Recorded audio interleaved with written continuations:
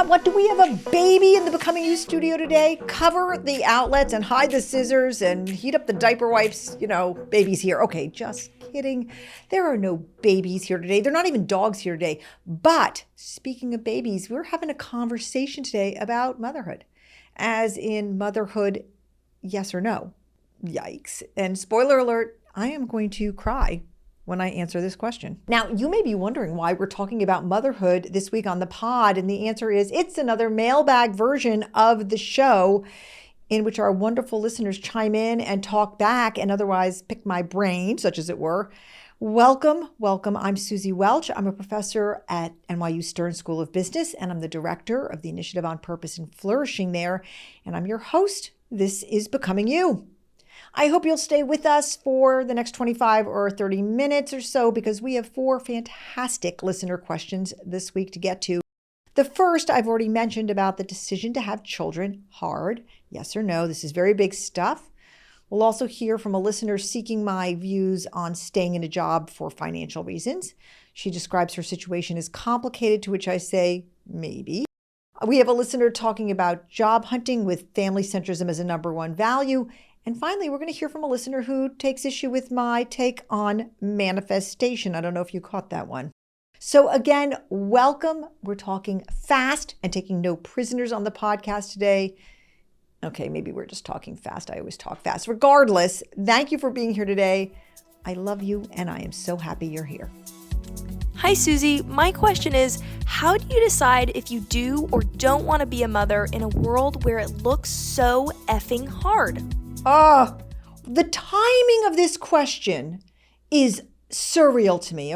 I actually received this question late at night, and I already have answered this wonderful listener to the podcast personally, so please know that that's happened. But let me answer it right here because a crazy thing happened before we sat down to make this podcast. And that is that I was sitting in my office, not far away from this very podcast studio, and my FaceTime rang. And I was in the middle of a meeting with Dustin and Maddie about a really important thing that's coming up. And it was my daughter with her partner. And I said, I'm in the middle of a meeting, Eve. Say hello to Dustin and Maddie. And she said, Mom, make those people go away. And we have something to tell you. And I, of course, immediately suspected what it might be because I wasn't born yesterday. And I asked my colleagues to go out. And then they went out and I closed the door and went back to Eve and Coway. And their faces were exploding with joy. And I started crying before they even told me, and I'm going to cry right now, that they've gotten engaged. And they were filled with joy. And they're a beautiful couple. They're going to spend the rest of their lives together. And I wept. I'm still going to cry about it. I'll probably cry again tonight. Look, motherhood, parenthood, it is the hardest thing you'll ever do. There are days where you're going to wonder why you did it to yourself. And you're going to miss your old self. You're going to mourn your old self. You're going to wonder where your old self went. You miss her. But there is a reason people keep doing it. And I had one of those reasons today when my beloved daughter, and believe me, I've been to hell and back with that daughter, but then you have these moments of exquisite joy and happiness that I think might only be possible in a moment with your child. And they are so much a part of you. And the intimacy you have with a child is like no other intimacy. So I want to acknowledge 2 really hard things at once. I want to honor this question. This question is real. I know so many young women, many of my students are in their 20s, and they have pulled me aside and they have said, why did you do it? And then the argument is the world is really, really hard right now. Why would you do this? It's never been harder. And when I hear that, my own son said that to me with his wife before they decided to have children. And I said, geez, thank God not everybody felt that during the plague or none of us would be here. The world has always been hard. And raising children has always been hard. And I agree. There are much harder things about it today than there have ever been. Like one thing I didn't have to deal with, the parents have to deal with right now, is technology. I never had to separate my kid from a screen. I don't know how you parents do it. It's brutal because they're all addicted to it. I never had to deal with cyberbullying. So I agree. It's harder now than it's ever been. I agree. And so I get it. And you could just say, I'm not doing it. I like my life too much.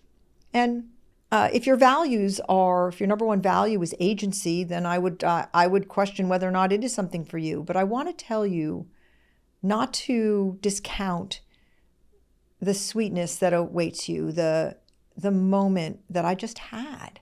I just had this moment. Let me just play it for you a little bit. I was sitting there. They started to tell me. She held up her hand. There was the ring. They told me the story. I said, how did it happen?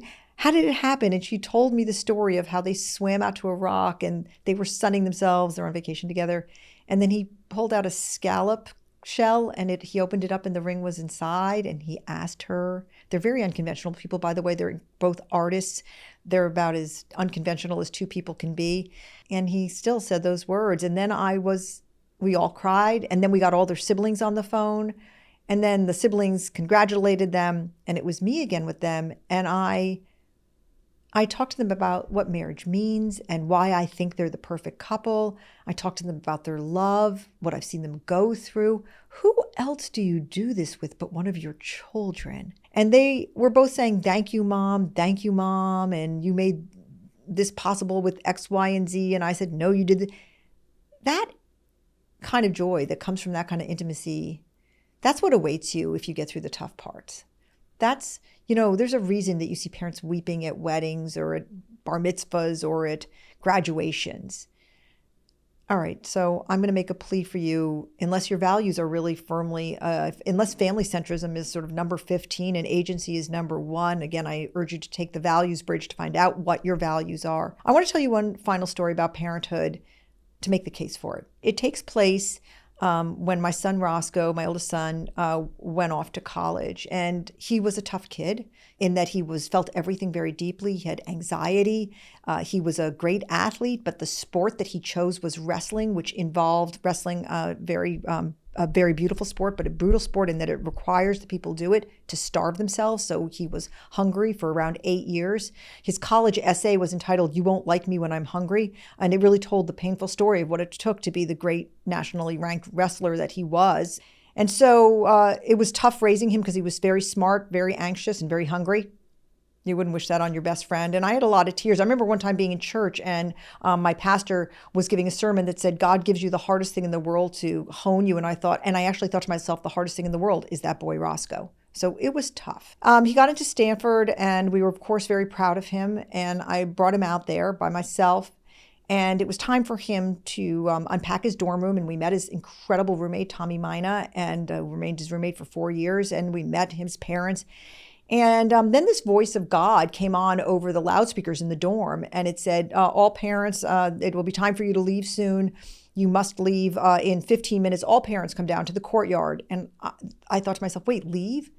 I actually have to leave my firstborn son at college? I was like starting to feel like this very desperate feeling in my chest because I realized no matter how hard he was, I didn't want to leave him. And then they said 10 minutes. And then they said 5 minutes, and at 2 minutes, all of the parents went down into the courtyard, and we were standing there, and I was standing next to my son. He's much taller than I am. He had his arm around my shoulder. I felt very small next to him. And we were all standing there thinking, why are we all in the courtyard? And at that moment, this line of like 15 very beautiful young people who were not freshmen, they were just sort of other Stanford students, came in a line, and then they blew into the little tuning pipe, boop, and then in perfect a cappella, they started to sing Bridge Over Troubled Waters. I am still not over it. When you're down, I will be there for you. And they were singing this for the parents. Because you wouldn't be there dropping your kid off in college unless, you had at some point carried that kid on your back. And I had, because it had been tough with Roscoe, with all the stuff in his big, beautiful brain. And this song was for the parents. It was the goodbye, farewell song. And it was that I'll still be there. I'm your bridge over troubled waters. It was reminding us we would always be there for our kids. And when I tell you that everybody was sobbing, Ross was sobbing, I was sobbing. At one point, I kind of looked up and I noticed everyone was sobbing. And then they sang the song and they said, hug your kid goodbye. Time for them to go out on their own and for you to go home now. And I got this gigantic hug, sort of enveloped by my very big boy. And he just said, I love you, Mom. I wouldn't be here without you. You are my bridge over troubled waters. And I hugged him and kissed him. And I went into my car. I was supposed to go out to dinner with a really good friend that night, and her daughter was also in that dorm. And we called each other on the phone and said, not happening. We were so just completely overcome by it. And I sat in the car before I went back to the hotel, and I just wept joy and gratitude and sadness for saying goodbye to him. But I ask you this, who does that happen with except for a child? Okay, look, this was a very, very hard question. I get it. It may not be for you. I may have just told you the story about Roscoe, and you may have said, like, yeah, great story, not worth it to me. I want my life. I want to go on vacation. I don't want to give up what a kid makes you give up. I get it. I don't judge you. No, I don't. It's your decision. But I ask you just to put these thoughts in your head when you're thinking about how hard it is. Just remember, it's also really good sometimes. And just to remind you, my daughter Eve just got engaged. So, and I'm feeling so good about it. All right, decide away. And thank you for that fantastic question. So real. Hi, Suzy. My name is Ann Wilson. I originally made the decision to get into the field I'm in because of my parents' expectations. And then I've stayed for several years despite ennui. But now I've got this niggling feeling that there's something else that I should be doing. But I continue to stay in this job because of economic security and because of my fear of the unknown. So I would love to hear your thoughts on that because it can be quite complicated. It is complicated. Oh my God, this question, I get a version of this question every day. And basically you get onto a career path and you stay on it and you stay on it, and then you start to make money at it. I don't know, some of you may have heard our very wonderful 3-part series with Kristen and Max. If you haven't heard it, we did the Becoming You process together. These are 2 alums of it. Highly recommend if you have not heard it. But at one point, Kristen said, she got a temp job in advertising, and then 20 years later, she was still in advertising. And she goes on to say, I was making great money. And that's so often how it happens. And we got a listener question one time. Somebody said, 25 years ago, I got like a summer job in hospitality industry, and here I still am. And I think we're hearing that now. And what this person is asking, like, yeah, Suzy, you always talk about reinvention, but what happens when reinvention means giving up the financial security that your current job has given you? And guess what? I have an answer for you. The answer is that you got to know your values, and we got to find out where affluence is as a value for you, because sometimes people find themselves in a position and they're like, yeah, the money's great. And then they take the values bridge, or they actually sit down and think about what their real values are. And they think, yeah, you know what? Actually, money matters less to me than freedom, or money matters less to me than voice, or any number of things, eudaimonia. All right. And so, yeah, money matters to all of us. The question is, where is it in the rank order of your values? I mean, one of the reasons I made the values bridge was that I kept on asking people, what are your values? And they all said the exact same thing: family and financial security. And my question, first of all, there's 15 values, but also, what order are your values in? And that you got to find it out. You can't keep guessing. It is complicated, but in a way, it's kind of simple. You find yourself in a job. It's not the job that you really think is your purpose. Should you reinvent? The answer is, it depends on your values. I'm sorry, I'm some kind of broken record with this, but if I had this individual in the studio with me, I would say, well, how important is money to you? Could you live without these 5 or 6 things? And guess what? If you were to find out that affluence was your number 1 value or number 2 value, and it's above eudaimonia and it's above agency and it's above all other values, then stay with your job with the high pay and accept the trade-offs you made, that you're not working in your purpose. I suspect that every investment banker has done that. Okay, there are people, they have high value of affluence, most of them. I mean, how many people really love financial instruments? Okay, well, the 4 people who actually are out there who love financial instruments can all go work in investment banking because they have intellectual stimulation. A lot of other people who are in banking, and God bless them, we need a banking system. I have no judgment on them, but they're in banking because they can have the house in Greenwich that they want. And that matters to them. And that's if they're not hurting anybody, power to them. Just if affluence is not your top value doesn't mean you should hate on them. So I would say it's complicated, but you can simplify it, to repeat my point again, by figuring out what your values are. And if you find out that affluence is the top 1, 2, or 3, higher than other values that you have been repressing, then by all means, stay in your job. But if you say, reinvention's calling me, and then you find out affluence is down at 6, 7, or 8, the only thing that is stopping you is just what stops people when they have to jump into cold water, which is that the first few seconds are tough. And then it gets kind of bracing, and then you kind of think, why don't I do this every day? I mean, back in the old days, Jack and I used to go swim in the ocean in Nantucket every single day this summer. It was sort of this thing that we were like, yeah, we're going to swim in the ocean every single day. And we had this joke. Jack would go in first because I was such a big wimp. No one else would be there, by the way, in June and July because it's still too cold. And then we would say to each other every single day, after a few minutes, you don't even notice, right? So after he would say that, I would dive in. And then I would say to him, after a few minutes, you don't even notice. And that's sort of what it is with reinvention. I have never met a person who went through reinvention because they were called to it, who regretted it. Never said, gee, I wish I could go back to that job where I really wasn't fulfilled. Never heard it. Is it hard? Sometimes. A lot of times.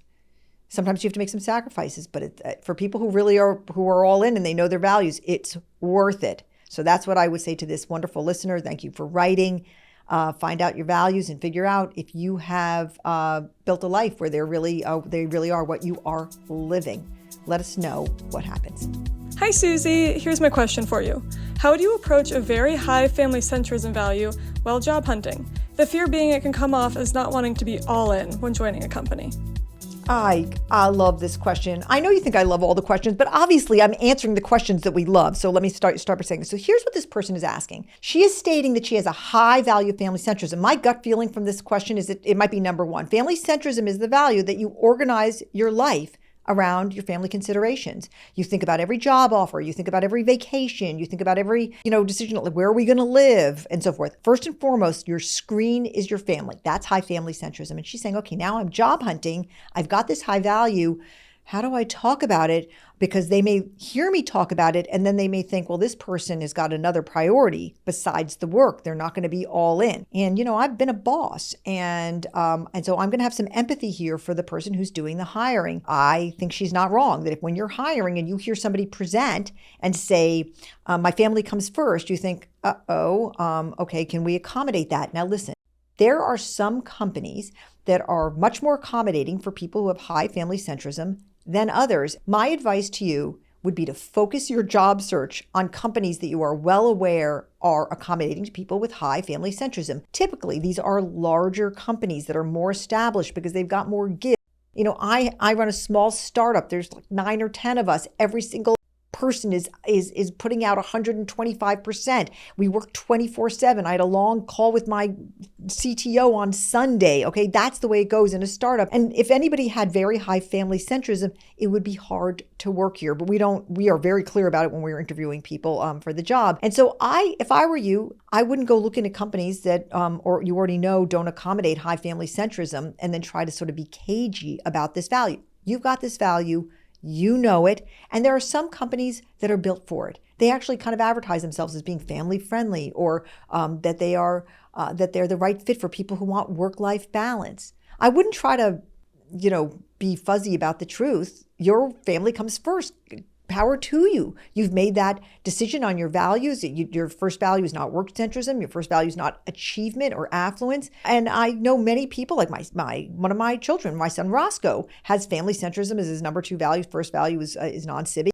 And he has built a career that allows him to live out his full family centrism. It has definitely shown up in the trajectory of his career, but that is absolutely a trade-off he's willing to make. So, bottom line, don't hide your family centrism under a bushel, but go find the bushels that are copacetic for people with high family centrism. I wish you the best of luck. I'm so glad that you know what your values are, and your family's lucky to have you. I have manifested so many things in my life, and I've also taken action to receive them. Whether something as simple as following my gut, finding the exact jacket I wanted by going to a section of the store that felt right, or changing a detail on my resume that landed me my dream job. I feel like your content and a sturdier exploration of manifestation can overlap. It could be quite powerful too. We should never discount the value of our own inner wisdom and intuition. It would be a great topic to discuss on your podcast if you haven't already. Anyway, appreciate your thoughts. Okay, thank you. Look, this listener is responding to my minor rant in a previous podcast about manifestation. It came up in the podcast where my daughter Sophia was on with me, and we were actually talking about something entirely different. We were talking about two books that I love, and tangentially, Sophia mentioned that she thought manifestation was dangerous. That was her word. And her specific issue was that women are sometimes told to manifest a husband or a partner. And a lot of times, that just doesn't happen, and that this can be really hurtful. And at that point, when she said that, I voiced my objections to the version of manifestation that's, it's kind of magic. The kind of manifestation that says, if I picture myself landing my dream job every day, the universe will make it happen.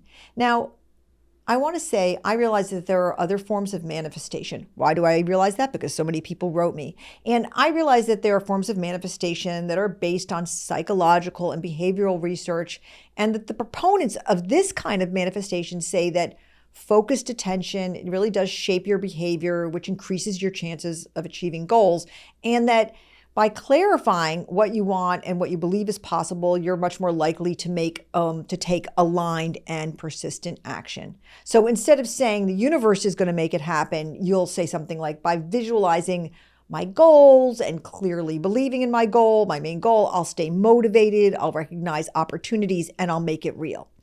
So let me say that my objection is to the more pop culture view of manifestation, where you just put your dreams out there and you wait for them to come true. And I'm not going to veer from thinking that that is woo-woo silliness.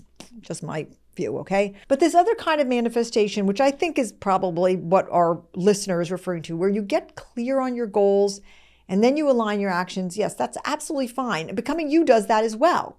Except for saying get clear on your goals, it says get clear on your purpose. They're not terribly different in a way. And then it tells you, Becoming You does at least, that the way you should go about making your purpose real, and that you start to figure out your values, you have to figure out your aptitudes and your economically viable interests, and then you plot a path to reach that, a journey to reach that purpose. So I don't think they're gigantically in conflict, that sort of second, more robust form of manifestation in what Becoming You is all about. But again, I'm going to push back and say, if the kind of manifestation is you just sort of like put it out there and your gut's going to kind of bring you there, I'm going to say, I don't know if that might just be luck. And I have a problem with gut. I've gone off on gut in this podcast. I don't want to go off too much on this podcast here, left, right, and center, but gut is a wonderful thing. I'm not going to tell you not to use it, but it's just pattern recognition. And sometimes you find yourself in a situation and you don't have any dots to make a pattern out of, or you've never been in that situation before. So I like you to deploy both your gut and your brain. And so I am a big proponent of that. Becoming You is about collecting data. Look, there's a lot of systems out there. I don't want to denigrate anybody else's system about how they do this life and how they do life in general. So take and pick what works for you. I hope this clarifies my views on manifestation. I know there are tons of people who believe in manifesting. I myself personally, people ask me if I manifest. I pray. So I've not tried manifesting. But here was where I'm going to end it. The world is made up of all types, and thank God, there is room for all of us. So that's it for today. I loved all of our questions. Should you have kids? That first question took me back. Should you stay in a job for money? So real. Should you admit your family centrism in your job hunt? I hope I helped by coming at that from the boss's point of view for you. And finally, should you manifest? So should you? Well, I'm going to manifest everybody really liking this podcast today. I'm manifesting you loving it. I'm loving you back. Thank you for being here. I'll see you next week. This is Suzy Welch, and you have been listening to Becoming You.